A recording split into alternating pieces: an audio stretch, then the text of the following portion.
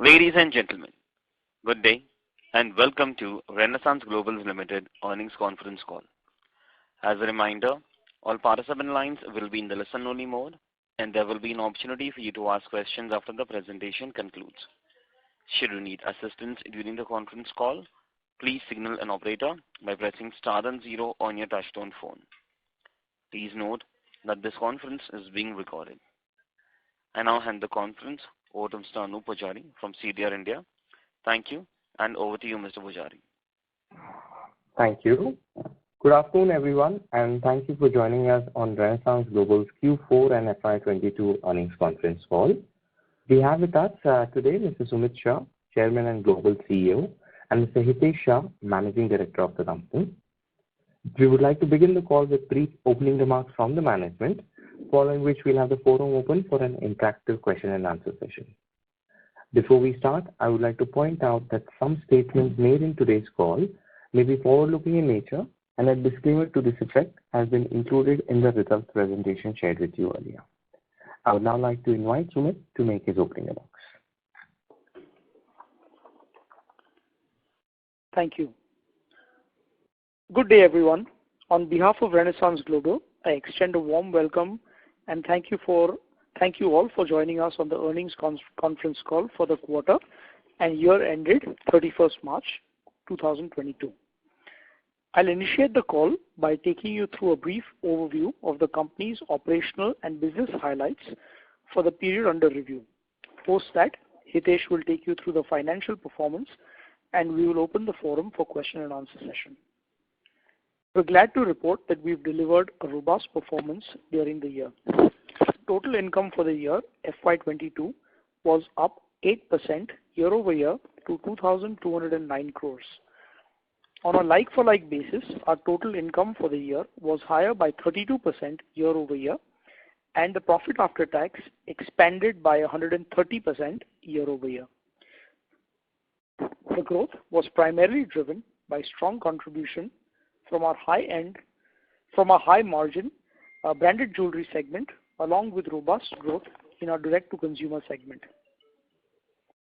On the raw material front, as indicated last quarter, we did see certain inflationary pressures in our key input cost, such as diamonds.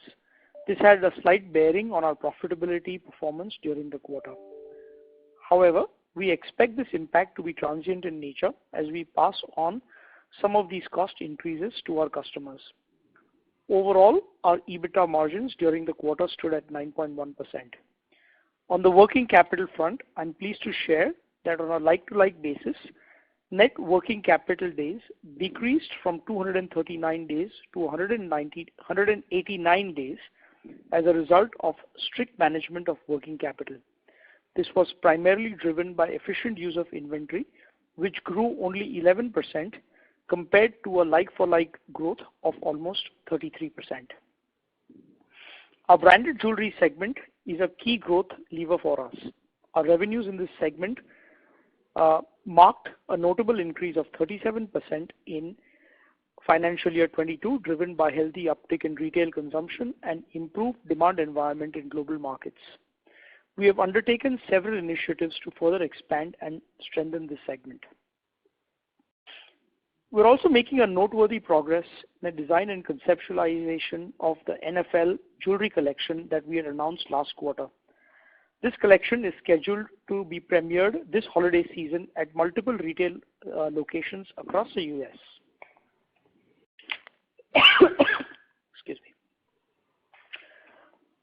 In order to appropriately leverage this opportunity, we have been in advanced discussions to replicate our successful licensing model by adding additional globally renowned brands which should supplement the growth of our existing brands to create a strong branded jewelry business. Our strategic endeavor is to achieve over 50% sales from the branded jewelry segment over the next 3 to 4 years. Within the branded jewelry segment, our direct-to-consumer business is experiencing improved traction, new customer engagements, as well as seeing increased repeat customer wins across the 6 websites. For the period financial year 22, our direct-to-consumer business reported revenues of 123.8 crores compared to 64 crores in financial year 21, growing by 91% year-over-year.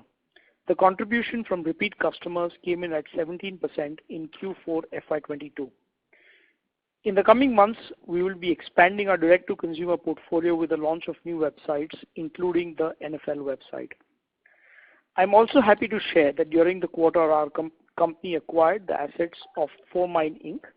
4Mine Inc. specializes in the sale of branded lab-grown engagement rings.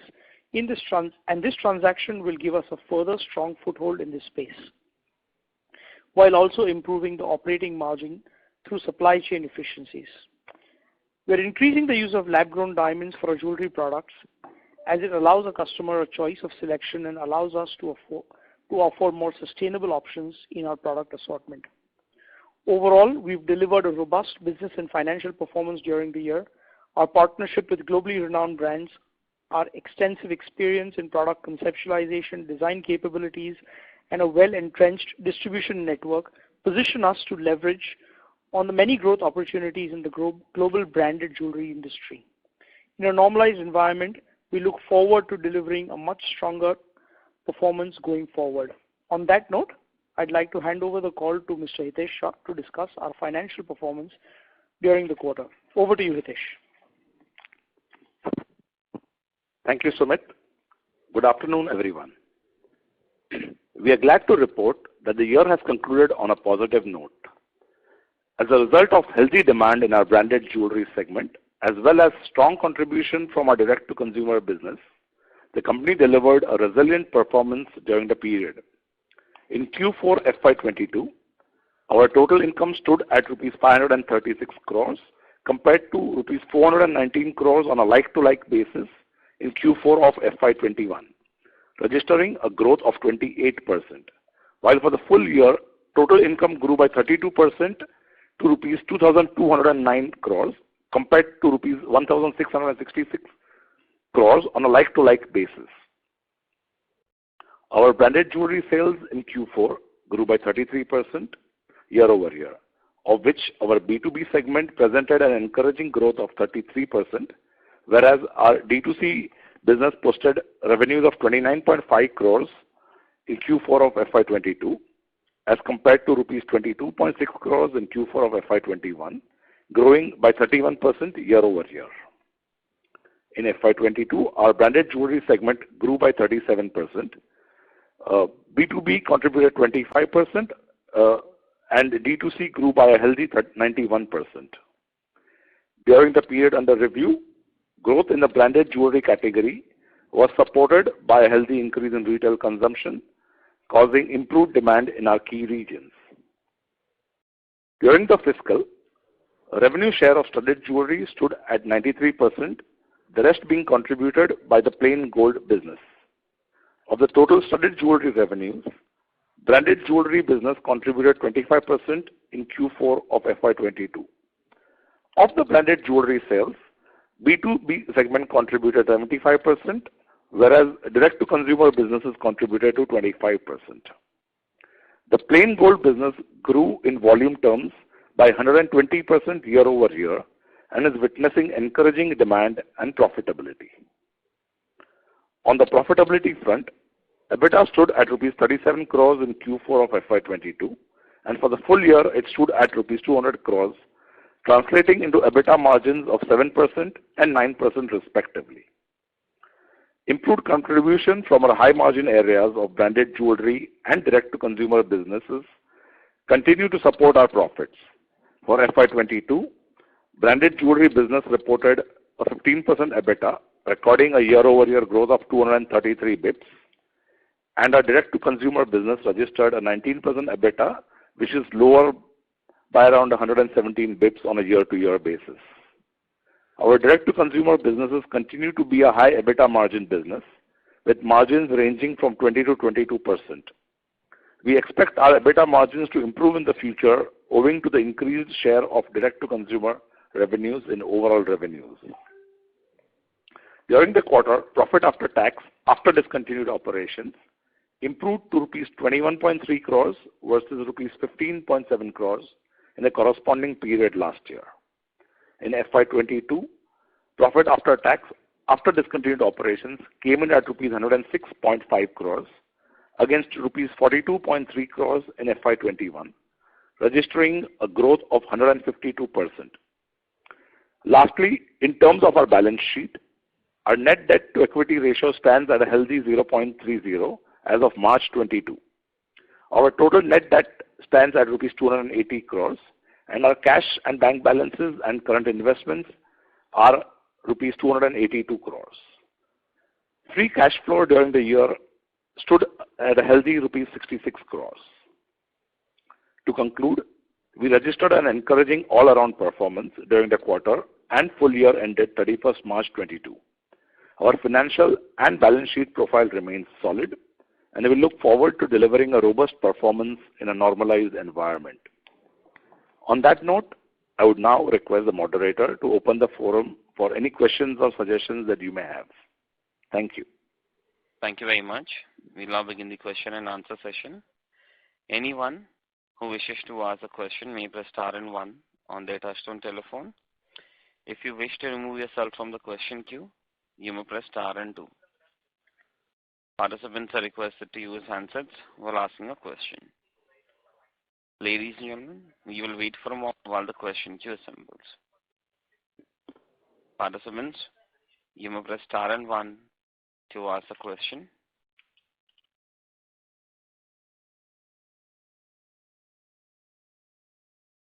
The first question is from the line of Hitesh Chauhan from H2 Investments Advisors. Please go ahead. Hello. Yes, go ahead, You're sir. audible. Yes. Thank you for giving me the opportunity. May I want to know what about our China operation? Please elaborate. Yeah. Thank you. So, we tested the Enchanted Disney Fine Jewelry program with a key retailer in China as per our last announcement. However, the product has not performed as to the expectations of the retailer as well as our expectations. So as of right now, because of the lockdown in China, it's not moving forward.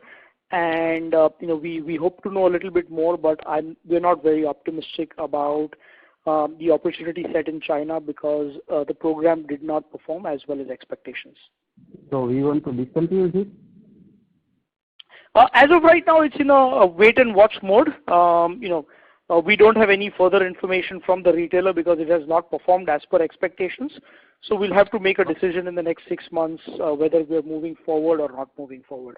Okay. Thank you. Thank you. Thank you very much. Participants, you may press star and one to ask a question. The next question is from the line of Bhavya Jain from Sat Capital Management. Please go ahead.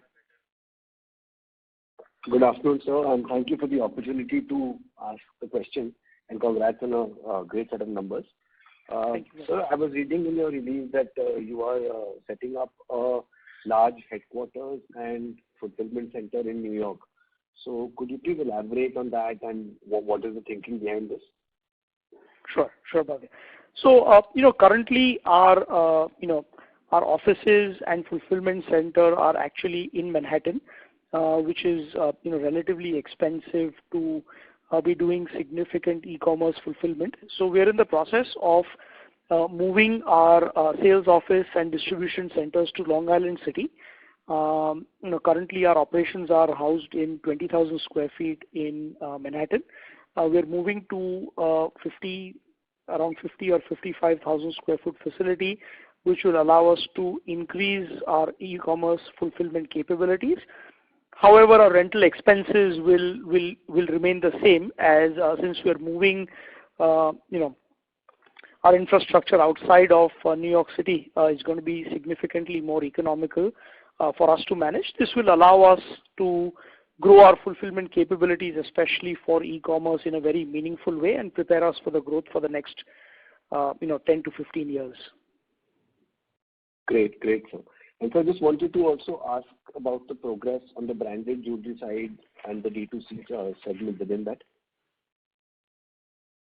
Yeah. So overall, for the current year, obviously, our business has shown healthy momentum, and we're very excited about the launch of the NFL in Q4 of this calendar year or Q3 of the financial year. And so far, during this during the past quarter, we did see some softness in March and April because of prior period and stimulus that was given out by the US government 1 year ago.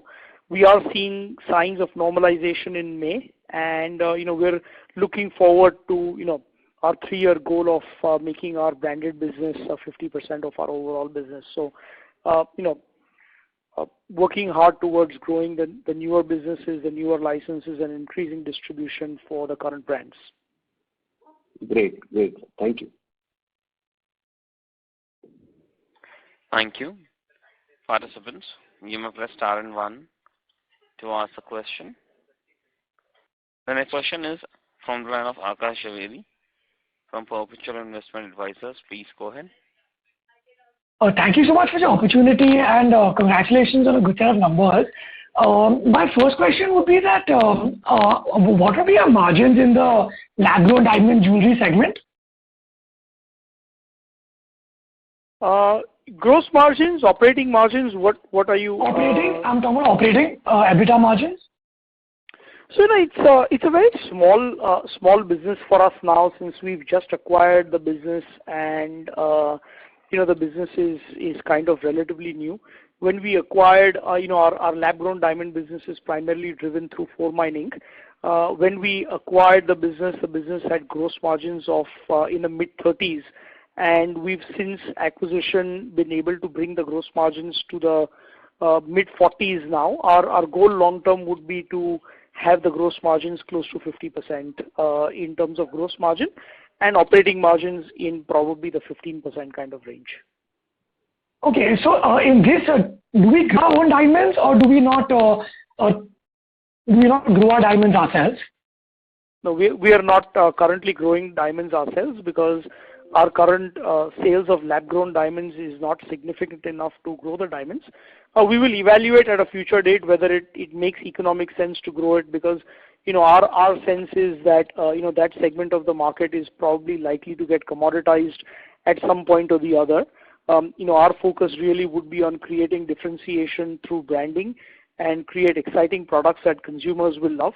We'll have to make an evaluation on backward integration into growing the diamonds, depending on the economics of that once the business is meaningful. Okay, got it. Thank you so much. My second question would be, in our D2C business, who would be our main competitors, and what does it take to scale a D2C business? What would be our USPs, and if you could just throw some light on that. Yeah, so I think in the direct-to-consumer space, the large players in the US would be pure-play direct-to-consumer retailers such as Blue Nile, which is probably close to $1 billion in sales. There's also Brilliant Earth and James Allen, who are in the $400 to $500 million range. And in addition to that, every brick-and-mortar retailer also obviously has an online business, which would be quite meaningful. So largely all of the brick-and-mortar retailers and a slew of online-only companies, all ranging from $100 million to $1 billion in revenue. Got it. And to scale out this D2C business, what would you say is our USP, and what can we do to scale our business and compete against these players? So I think our single biggest USP is obviously access to brands that are loved by consumers. Because of our omni-channel approach, customers are aware of what our products are, and by being able to sell the products both through physical retail as well as online, consumers know the products, consumers know the brands, and we're leveraging the brand power of the licenses in order to grow it. Our integrated manufacturing to consumer approach is also a big differentiator, because we are able to deliver custom products, to consumers in the US within 10 to 12 days of taking orders from customers. So I think, competitive pricing due to integrated manufacturing and, brands that are known worldwide and loved by consumers would be kind of the two key strategic advantages that we would have and allow us to scale the business going forward. Great. Thank you so much for that and all the best for the rest of the year. Thank you. Thank you. Participants, you may press star and one to ask a question. The next question is from the line of Kritika Mishra from Sharekhan by BNP Paribas. Please go ahead. Good afternoon, everyone, and thank you for giving me an opportunity and congratulations on the good set of numbers. I had a few questions. Firstly, on the margin front, in Q4 our margin is flat at 5.6% around. So, however, the gross margin has expanded quite a lot. So, what is the reason? And secondly, what is your outlook for the EBITDA margin for the next 2 years? So, do we target around 10% for Kritika, sorry to interrupt you, but your voice Yeah. is breaking. I request you to come in a better reception area, please. Okay, is it better now? Yes, much better. Thank you. Yeah. So, the EBITDA margin, I wanted your outlook for the EBITDA margin, sir. Sure. I'd request Hitesh to take this question. Yeah. So I think as we had earlier indicated, there's a lot of input cost pressure with diamond prices rising, and then there was a slight decrease in EBITDA margins for the quarter. However, I mean, going forward, as we are able to pass on the increased costs to the customer, we expect the EBITDA margins to return back to the 9 to 10% range. And as the divisional mix changes more towards the direct-to-consumer and the branded jewelry segment, it should, in the next 3 to 4 years, be in the early double digits. Okay, sir. Thank you. Secondly, category-wise, as in for the studded jewelry and for the D2C and branded jewelry, what is the category-wise and the outlook for each of the categories? You can highlight something more. Sure. I think that. Yeah. Yeah. Go ahead, Hitesh. Go ahead. I think as we had earlier indicated, we expect D2C businesses eventually stabilize around 20-22% EBITDA, and branded jewelry tends to be in the 13 to 15% range, and the customer brands definitely are on the lower side, between 7 to 9% kind of margins. Sir, about the revenue outlook, if you can highlight something about that. You have mentioned that branded jewelry you are targeting 50% contribution, but what about D2C business? So, would you want to take that? Yeah. So, our goal really would be for, in a 3 to 4 year time frame for our overall business to be split 50-50 between customer brands and branded jewelry. And even within branded jewelry, our goal would be to be sort of a 50-50 split between B2B and D2C, so through wholesale and retail channels. Okay, fair enough. Sir, just one last question regarding the CAPEX. What is your plan for FY23? Do you have any majority of CAPEX plan? Yeah. So currently, there is, a significant amount of capital expenditure that is currently ongoing for the setup of our fulfillment center and a sales office in New York. Other than that, there may be some minor capital expenditure to, upgrade our manufacturing facility, but we don't expect anything other than the New York fulfillment center. That would be a total capital expenditure of around 30 crores. Also for FY23? That would be for FY23. Okay, sir. And if I may ask one last question, sir, if you can give us the demand outlook currently, how is it in the US and other major regions in which we are, currently present? Yeah. So we saw some softness in March and April in retail sales. Comparing obviously on a year-over-year basis, because last year in March, the U.S. government sent out stimulus checks, which resulted in significant increases in sales. However, as we look at the year-over-year comparisons in May, they've started to look a little bit better year-over-year. So, there has been a little bit of an impact due to inflation as well as, difficult year-over-year comparisons. We are seeing that inventory is very, very lean across all of our retail customers. And, despite sales being a little bit weaker at the retail level, we are seeing healthy demand from our customers for our products because inventories are extremely light and extremely lean at the customer level. So I think it's a tale of multiple sort of moving parts where there is slight weakness in demand. However, inventory is a little bit light, and obviously it remains to be seen how long the inflation impact lasts in the US and when demand does stabilize. So there was a few months of impact where retail sales were a little bit lower than expected. Okay. Thank you, sir. That's great. Thank you. And wish you all the best. Thank you. Thank you. Participants, you may press star and one to ask a question. Next question is from the line of Kalpesh Parekh from JMS Advisory Service. Please go ahead. Hi, sir. Yes, hi, go ahead. Congratulations. Yeah. So congratulations on good set of numbers despite lot of odds as such. But sir, I have a couple of questions. You have acquired this company For Mining in this branded lab-grown diamond space, which we discussed last quarter also. How big is the opportunity in this space on the lab-grown diamond space? Because we are hearing that lot of new generation people are preferring this diamond. So is this a very big opportunity for us? Yeah. No, thank you for that question. I think that you're absolutely right. Lab-grown diamonds have really grown in acceptability with the millennial and the younger customers, especially in the US. We are seeing exponential growth within this segment, and we think that the opportunity set for lab-grown diamonds is significant. What we are also seeing is that customers are upgrading and still spending similar amounts of money to buy lab-grown diamonds.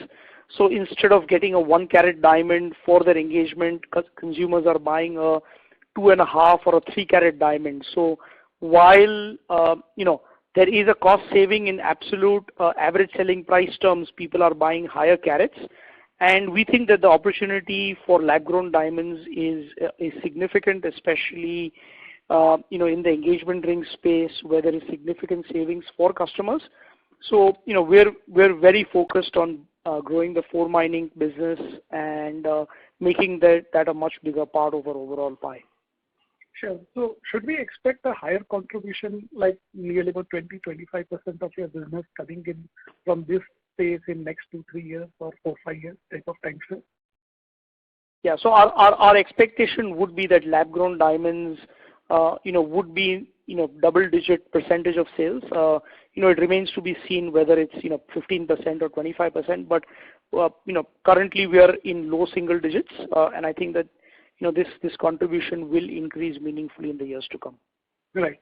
But secondly, I was just seeing that you have you are trying to explore on NFL franchisee front, which earlier we had exploited or probably explored on Disney's brand and all that thing. So based on your experience with Disney and Star Wars collection and all that thing, do you think this agreement with NFL thing will also is on the same grounds, or probably we have done a lot of work and we have found out that there is a lot of opportunity in this space? Yeah, so I think that the NFL obviously is one of the most popular games, sports in the US, and I think there's a huge fan following for the teams, the players in the US. We think that the opportunity set here is pretty large, and we're very excited to sort of launch this collection in Q4 of the current calendar year. I think once it launches, obviously we'll get a better sense for the product. I mean, we've done some consumer testing, and current initial reaction feels like the opportunity is large. Obviously, the proof is going to be on the delivery of the numbers and seeing what, when the consumers vote with their wallet. So we'll have to see how it goes, but we're excited about the opportunity that the NFL presents. Sure. So the income or revenues what we generate will classify under D2C or it will come under branded space? So it comes in both, right? If it's sold through a retailer, it would get split depending on whether it's sold on our website or it's sold through a retail partner. Okay, fair enough. So I think there probably margins probably should be handsome, going by the logic of if it is a branded or higher end D2C also. The brand margins. So they'll be similar to Disney and Hallmark margins which we're currently experiencing, right? So about 13 to 14% on the B2B side and 18 to 20% on the direct to consumer side. So we expect margins on the NFL front to be similar to our current branded jewelry segment. Sure. Sir, you were mentioning on 50-50 between D2C and branded. So as a shareholder, we should expect that probably, the free cash flow generation in the next 2-3 years, because you have a limited capex. So the FCF will be very, very strong in the coming years. Yeah, so I think that we've obviously been for the jewelry business in general, working capital is a much bigger component of free cash flow conversions, and we've cumulatively over the last 3 years we've had 190 crores, 113 crores, and 66 crores of free cash flow. We expect this trend to continue. We're definitely going to grow inventory significantly slower than the rate of sale, which will mean that we should have strong free cash flow conversion. However, in the current year, as mentioned, we have about 30 crores of capital expenditure towards our fulfillment center and head office in New York, as well as some payments related to the acquisition of 4Mine Inc., as well as some residual payments for the J Gems acquisition, the last payments for those. So once these are done in financial year 23, I think there should be significant amount of free cash flow generation after these 2 or 3 items that we've previously noted. Sure. And my last question will be on your working capital front. Basically, we have already contained our working capital on a like-to-like basis. And when I'm seeing it is from 239 to 189. So it's like 6-month type of time frame what we are there. But given the backdrop, what you mentioned that, the demand scenario is very soft and the inventory is also very lean in US market. So going forward, your inventory is expected to move up. So how you will manage this working capital cycle, or how you will be able to, or can we expect further containment of your working capital below 189 days as well? Yeah, our expectation would be to go below 189 days going forward, because the growing businesses definitely require less than 5 months of inventory. I mean, the major component of working capital clearly is inventory, and we at 940 crores. Our expectation would be that it'll grow slower than sales. So I think that clearly the 189 days over a 3-year time frame will go down. Okay, wonderful. I think that would be a good thing, because that will unlock a lot of our return on capital employed thing, because our ROC can improve only when you contain your working capital beyond certain days as such. But I think you people have done a good job. RTS, congratulations, and wish you all the best, sir. Thank you. Thank you. Thank you. Participants, you may press star and 1 to ask a question. The next question is from the line of Hiten from Joindre Capital. Please go ahead. Hi, sir. Good morning. Good afternoon. Thanks for the opportunity. So, my question is on the debt reduction. Do we have any plans on reducing our debt, as we have started a positive free cash flow generation from this year? I know you have gave already some color that how we are going to spend. We are spending in New York and all, but any particular plan on debt reduction? So I think we will see a reduction in net debt meaningfully over the next 2-3 years. I think for the current year, as outlined, there is significant amount of capital expenditure and payments towards acquisitions, which will mean that our net debt number in absolute terms may not go down. However, net debt as a percentage of equity will go down, and I think that from FY24 onwards, there will be a reduction in the absolute debt number as well. Okay. So, one more question on New York. We are spending a capex of 30 crores on in New York site, right? So, what kind of what is the rationale behind it? Are we going to save anything after spending this? So, what kind of savings we are expecting from this? Yeah. So I think the question is not really for savings, but the ability to grow our e-commerce business. Currently, our offices in the US were not set up for distribution of e-commerce and shipping one unit at a time for two consumers. So being able to actually grow our direct-to-consumer business from 120 crores to our expectation of making it 25% of our overall business.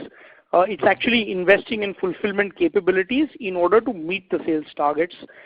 It doesn't monetarily save us money, but we're getting more space for an equal amount of rental paid and increases our fulfillment capabilities so that we're able to manage the growth that we plan and expect in specifically in our direct-to-consumer business. Okay. Understood, sir. And so, one last question. Would you like to give any revenue guidance for FY23?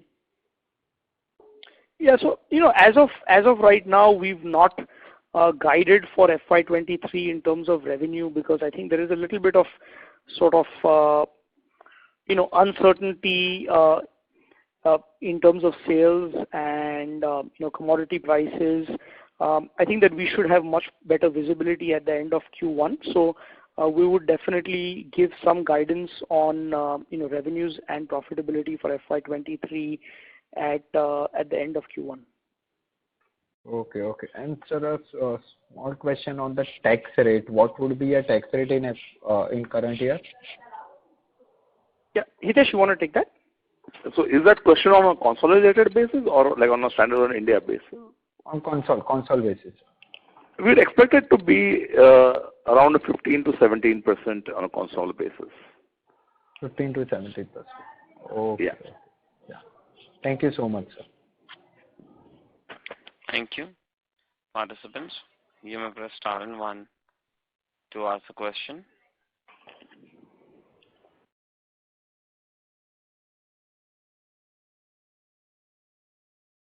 The next question is from the line of Sunil, individual investor. Please go ahead. Congratulations on a good set of numbers. Just wanted to ask the brand which we are developing in India is Irasva, that retail stores. Just wanted to understand how is the performance of the stores. Are we able to, or have we done break even, or when we are able to break even, and what more number of stores we are opening in future or not? Yeah. Thank you for your question. So I think Irasva had sort of a difficult January due to COVID and Omicron variant. However, February, March, and April have been good months. We currently have 3 stores, and 2 of the 3 stores are profitable at store level. We are looking at relocating one of the stores which is not profitable, and we are looking at possibly opening 2 more stores in the current financial year. So we're encouraged by the performance of Irasva. We continue to monitor it closely, and we're slowly planning on increasing the store count and ensuring that we do it in a profitable way. Okay. Thank you so much. Thank you. Thank you. Ladies and gentlemen, you may press star and 1 to ask a question. Anyone who wishes to ask a question may press star and 1.